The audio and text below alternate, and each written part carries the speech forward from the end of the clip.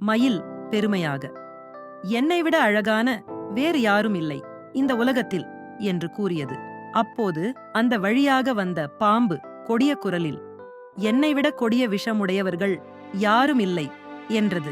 இதைக் கேட்ட மயில் சிரித்துக்கொண்டு, சரி, அழகு முக்கியமா அல்லது விஷம் முக்கியமா என்று கேட்டது. பாம்பு பதில் சொன்னது, விஷம்தான் சக்தி, அதனால் எல்லோரும் என்னை பயந்து ஓடுகிறார்கள். மயில் பெருமையுடன் கூறியது, ஆனால் என் அழகு பார்த்தாலே எல்லோருக்கும் மகிழ்ச்சி வருகிறது. பயத்தை உண்டாக்குவதை விட மகிழ்ச்சியை பரப்புவதுதான் உண்மையான சக்தி.